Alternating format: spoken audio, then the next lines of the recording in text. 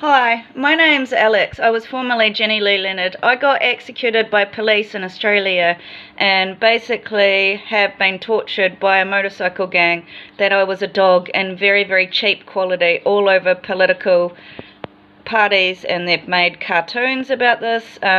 For about 7 years I've had repression when it comes to my positions at work, when it comes to my business. I've had horrific violence of my face, horrific violence of my vagina, horrific rape and torture, and every time I'm trying to create something, they are confiscating the harvest of my ideas and parading through communities like they're high class and they're better than everybody else with my ideas. I'm asking to give me a chance. I've got skills in cafe work in most sides of a cafe. I can make slices, I can make coffee, I am a bit rusty, I can make muffins, I can make cupcakes, I can make, what else is there, sandwiches, croissants, bacon and eggs. Like, I can do stuff on the grill, and then I can do the floor work, and I can also do like the cash register, and I can manage maybe about 3 people. I'm not a big team manager, but I can manage 3 people, and then I have also skills in graphic design, and I need a bit of a catch up, but I'm pretty sure I can keep up if I had maybe about 2 months in my spare time. I've been kept in poverty. I'm a prisoner of war. I'm not really sure all of the details. I think at first it started as a crime and a vendetta of violence, and then I think they ended up making it political to grab more power over me, and consistently creating violent situations to punish me and keep me under control and with less quality than everybody else. The other things that I can do is telecommunications. I have got a real history of doing sales, warm calling and billing cycles, and I did this in Telstra, like admin, and I'm a great team player. I can, once I'm comfortable with people, I bring a lot of morale to the team, and I encourage other people to focus in the same direction and to finish our goals, to complete tasks with huge kind of morale, and maybe like the end to have some sort of social benefit at the end of it. I've always been successful in making teams be very, very just positive and moving towards what the company's trying to ask of us. And I've also got a lot of experience in aged care. I don't mind working any type of hours or stayovers, and I probably only had about 2 years experience in aged care. I've worked with a woman with a hip that's displaced, and I've also worked with women that are she's just old and also isn't a walker. Both of them have had trouble walking. Actually, all 3 of them had trouble walking. The last guy, he had a diabetes and he couldn't walk, so he was very, very wheelchair bound.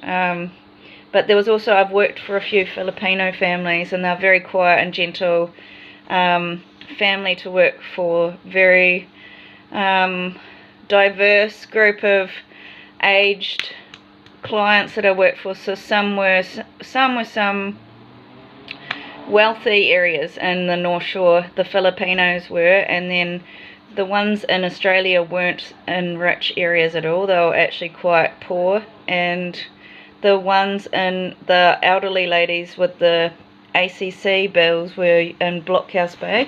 And yeah, I really like that job. It's hard for me to articulate it because I'm kind of using my heart, but I know I've actually got to use my mind. So, but I like the job because I get to connect to the people and see how they are. But it's, yeah, the things that I've done is kind of compression socks and a lot of medication administration and diabetes patches, just keeping time management of that and stocking up food and food prep and cooking and usually taking them to outings.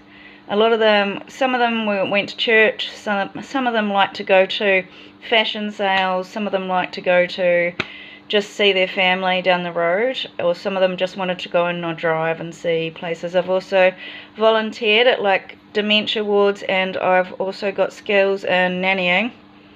I'm actually quite good at cleaning. I think I'm pretty good at cleaning, and I'm really good at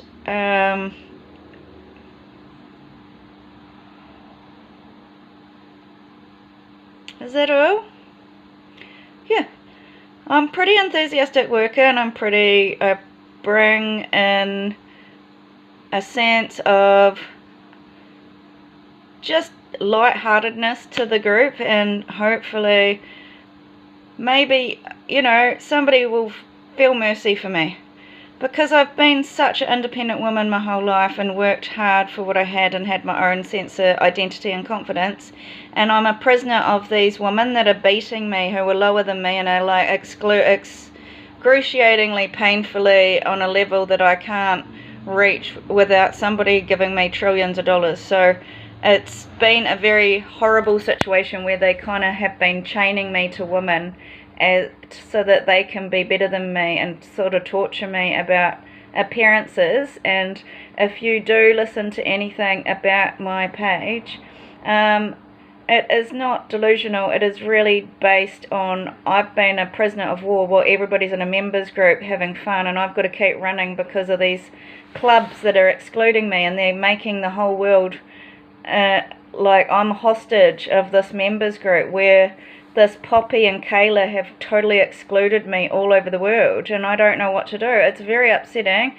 They've stopped me gaining my own money, and I think they've made enough excuses of why I can't access a full-bodied life where I've got accessibility to everything I need, and accessibility to be free, and accessibility to make my own money. Instead, I've been in poverty for almost 7 years, and the abuse of power has been great, where they're not even getting any investigation. And also the Jess lady has been taking me hostage without my rights, and I just want to be free, and I can't. And so maybe you can understand what it's like if you are just kind of like, I just think I was a cute artistic girl, and I think I did have a lot of potential when it came to doing a really great career. But in all, I think really the education part of it looks great on paper, but the reality is being a counsellor is just very much basic, sitting in probably a very ugly office with very ugly chairs, and you can light some candles and some aromatherapy things and just sit and have a chat. That's what I was training towards, and my life got cut short because of these women that wanted a glamorous life and saw me and the networks as an opportunity to have an easy business. So I'm asking, is anybody out there that can get me a job? And I've got skills.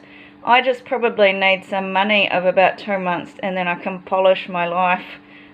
But I can't. They're making me in poverty for so long, and I'm really sick of it. And at the moment, they've put all this keratin and lead poisoning up my nose, and it's creating like all this dryness in my skin and behind my eyes, and it's I've got to try and take all this antifungal stuff all the time to try and kill off all this evil stuff that they've done to my skin and body to make me outcast of society. And I don't, you know, they should have let me go overseas for asylum. And that's also what I'm asking. If anybody is seeing these flights, it's human trafficking. If you're seeing any sex or any, it's a tragedy, because I'm really exiled out of this country and I really need to move. I can't stay here, but I'm terrified because the thing is they've done racist segregation all over the world, and I can't even ask my mother for help because she's helping the women that are extorting off me and taking over the country. So my mother's helping my enemies, and I don't know what to do. Like, I need diversity. That's what I don't understand, why there's no diversity. And look, the shadow on the walls is that I'm a massive mutt.